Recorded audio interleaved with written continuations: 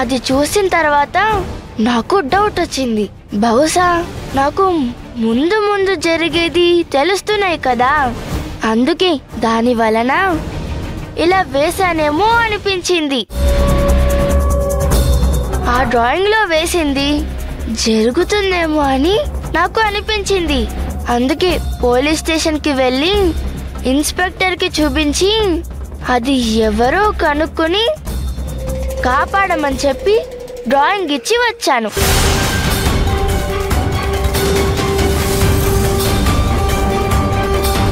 అసలు ఒక్కదానివే ఎలా వెళ్ళావు?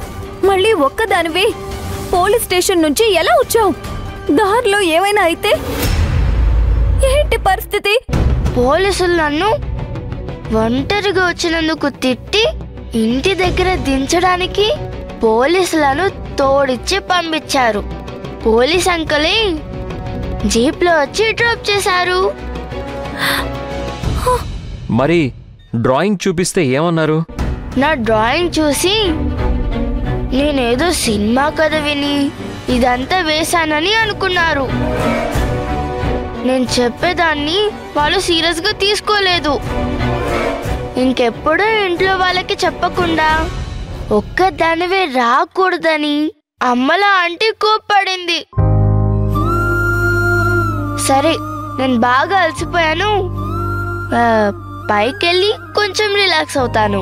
లక్ష్మమ్మవా, కొంచెం నాకు స్నాక్స్, జ్యూస్ ఇలాంటివి ఏమైనా ఉంటే పైకి పంపించు, సరేనా? మేడం ప్లీజ్ కొంచెం సైడ్.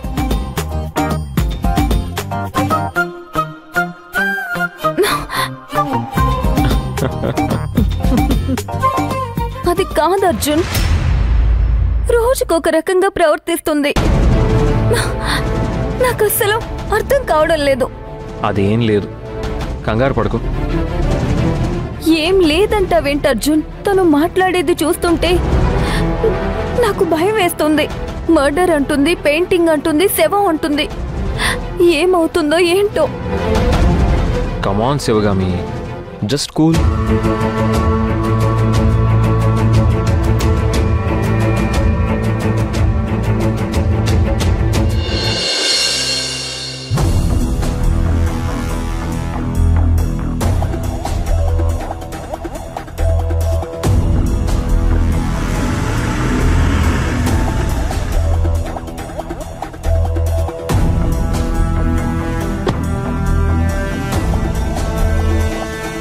పది రోజుల నుంచి మీ కార్ కిరాయి ఇవ్వలేకపోయాను.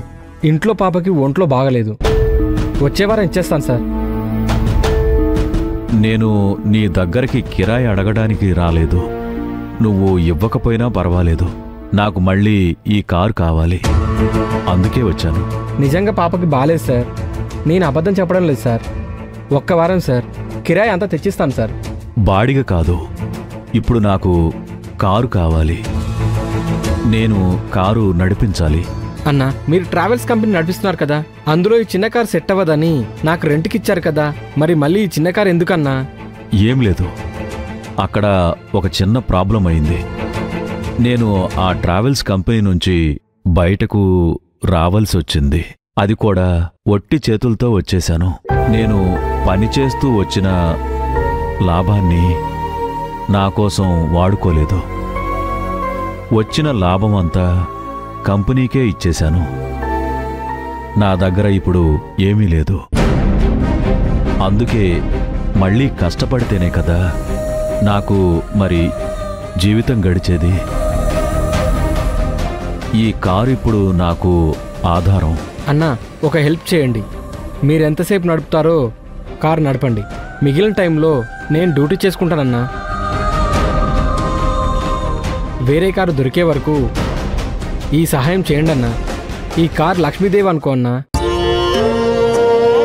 ఈ కార్ నడపడం మొదలుపెట్టాక నా అప్పులన్నీ తీరిపోయాయి. మీకు ఈ కార్ చాలా హెల్ప్ చేస్తుందన్నా, చూస్తూ ఉండండి.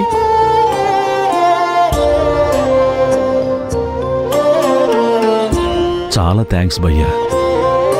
సడన్గా వచ్చి అడిగినందుకు నన్ను క్షమించు.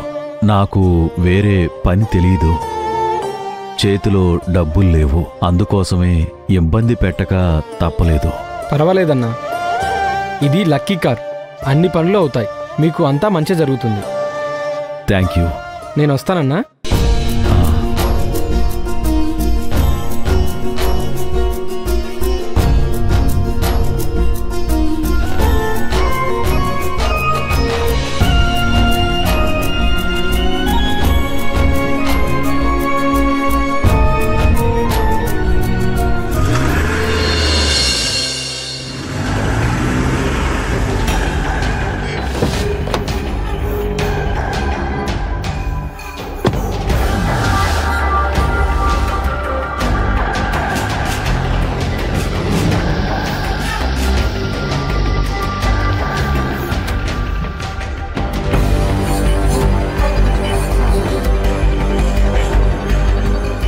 Excuse me.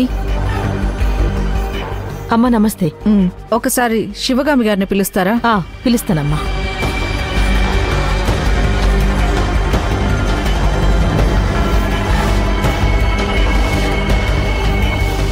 నమస్తే అమలా గారు. నమస్తే మేడం.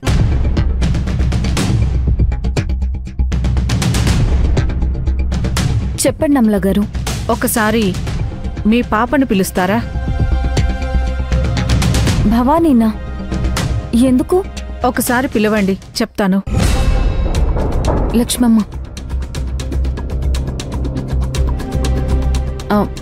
ఏమైంది? ఏమైనా ప్రాబ్లమా? అదేం లేదు, చెప్తాను.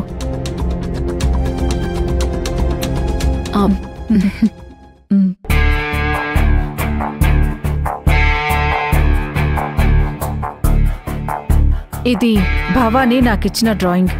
తను వేరే డ్రాయింగ్ వేయబోయి ఈ డ్రాయింగ్ వేశానని చెప్పింది.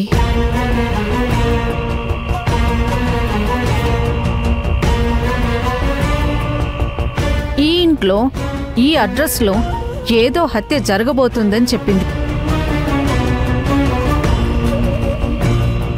పాపేదో చెప్పింది, ఏదో సినిమాలో చూసుంటుందిలే, చూసిందే చెప్పుంటుంది అనుకున్నాను. అందుకే పెద్ద సీరియస్గా తీసుకోలేదు. మా కానిస్టేబుల్ పోలీస్ స్టేషన్ వెనక్కి రాగానే మాకొక ఫోన్ కాల్ వచ్చింది.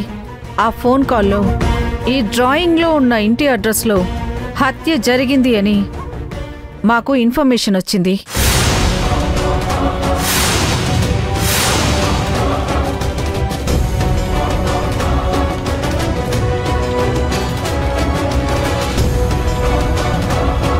మేము ఈ అడ్రస్కి వెళ్ళి చూస్తే నిజంగానే హత్య జరిగింది.